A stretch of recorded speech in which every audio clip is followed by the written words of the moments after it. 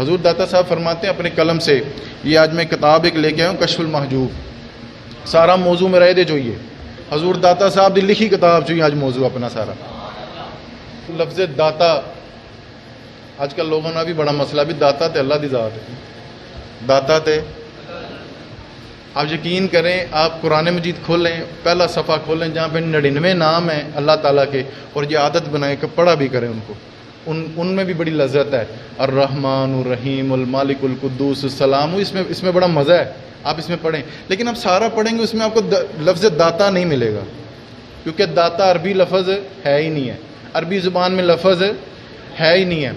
تو لوگ کہتے ہیں جی داتا صرف اللہ دی ذات ہے، آپ ان کو داتا کہہ دیتے ہیں، دیکھو نا شرک ہو گیا۔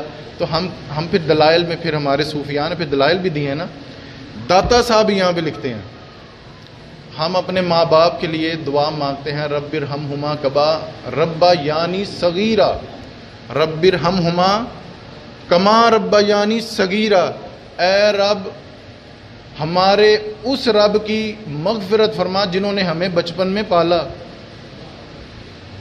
ہمارے ماں باپ نے ہمیں بچپن میں پالا۔ اب رب نے یہاں پہ تعلیم فرمائی کہ تم نے اس طرح سے دعا کرنی ہے، رب کا مطلب ہے پالنے والا، ہمارے ماں باپ نے ہمیں بچپن میں پالا، تو اصل کون پالنے والا ہے؟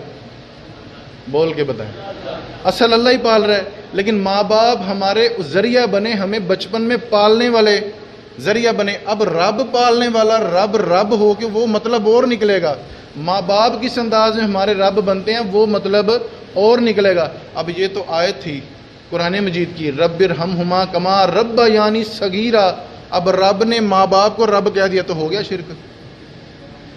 اب رب خود رب کہہ رہا ہے آپ کے ماں باپ کو تو شرک ہو گیا۔ اسی طرح سے ایک اور آیت کا میں حوالہ دیتا چلوں، یہ بھی داتا صاحب نے دلیل پیش کی ہے۔ داتا صاحب فرماتے ہیں کہ واللہ غنی وانتم الفقراء، اللہ سب تو بڑا غنی ہے اور تم سارے اس کے محتاج ہو، عوام ساری اس کی، اللہ کی مخلوق اللہ کی محتاج ہے۔ واللہ غنی، اللہ سب تو بڑا غنی ہے، تو پھر یہ حضرت عثمان غنی کی پلیٹ لگی ہے، تو پھر حضرت عثمان غنی کو غنی کیوں کہتے ہو؟ اللہ غنی اور معنوں میں غنی ہے، حضرت عثمان غنی کی جو مخلوق کی جو صفات آئیں گی وہ کسی اور معنی میں اس کو لیا جائے گا۔ اسی طرح سے لفظ داتا سے شرک کھول کے کہنا داتا صاحب، اس کی عام مثال آپ یہ لے لیں، اگر میں آپ کو دو چار مسئلے بتا دیتا ہوں، دو چار احادیث بتا دیتا ہوں تو یہ شرک ہو گیا۔ حضور نے ہم تک مسئلے ہی تو پہنچائے ہیں، حضور داتا صاحب نے ہمیں قرآن کی تفسیر ہی تو پہنچائی ہے، کشف المحجوب کی شکل میں سب تو مضبوط توحید کی کتاب ہے، توحید پر یہ اصل توحید داتا صاحب نے بیان کیا ہے۔ آگے میں کچھ مثالیں دوں گا۔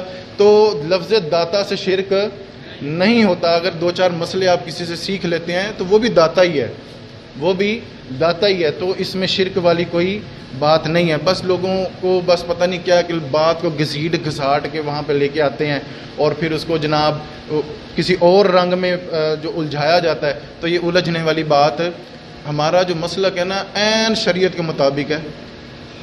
میں نے آپ کو 2 دلائل دیے ہیں، دلائل کا انبار موجود ہیں، لیکن آسانی کے لیے میں نے صرف 2 دلائل دیے ہیں۔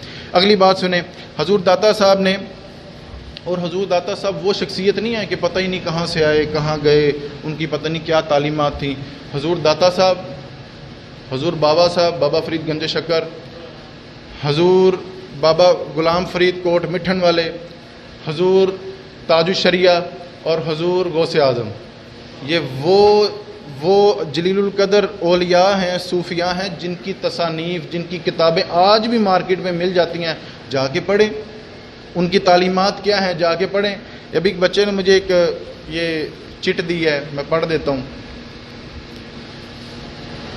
34واں سالانہ پیدل قافلہ 5 ستمبر بروز منگل 4 بجے گول چکر چوک داتا صاحب علی حجویری رائمنڈ سے صوبے داتا دربار روانہ ہوگا۔ احباب شرکت فرما کر ثواب درائن حاصل کریں۔ لیکن داتا صاحب نے کہیں پہ بھی نہیں یہ لکھا کہ چولی وڈی جی پھڑیا جے، چادر پھڑیا جے تو ٹول ٹمکے بجا کے تو میرے دربار پہنچا جائے۔ یہ جس نے بھی بھائی نے چٹ دی ہے، یہ نہیں، میرے لیے حجت یہ ہے، جو اس میں لکھا ہے میں آپ کو وہ بتاؤں گا۔ اب وہ दाता साहब ने तो कहीं पे भी नहीं लिखा था, कहीं पे भी उनकी किताब में ये नहीं लिखा था कि आना और संदल की बोतल लेके आना और रूहे गुलाब की बोतल लेके आना और मेरी कब्र को मज़ार वो जो है वो आप गुस्ल देना। दाता साहब ने तो कहीं पे भी नहीं लिखा था कि करोड़ों की चादर सोने की तारों से बुन के मेरी कब्र के ऊपर डाल देना। दाता साहब ने तो एक संगी मैनू आखन लगा तुसी अकीदतमंद हो दाता साहब दे, मैं कहा नहीं तेरे तो बड़ा अकीदतमंद मैं। तो कहते नहीं जी वही तो बात है, आप चले ना हमारे साथ, तुहानू अंदर दी ज़ियारत कराइए। मैं कहा जी मेरे अमाल इतने पाए दे नहीं गए, साड़ी शख्सियत इतनी काबिल नहीं है कि असीं उन्हां दी कब्र मुबारक नू कोई बोसा भी दे लईए, हाथ भी हिला लईए, और आप इतनी बड़ी ऑफ़र करवा रहे हैं। अलगर्ज मतलब कहने का यह है कि दाता साहब की तालीमात और हैं और जो वहाँ पर बैठे उनकी तालीमात और हैं। दाता साहब कहते हैं रब रसूल नू मनो, और जो वहाँ पर बैठे हैं वो कहते हैं दाता साहब नू मनो।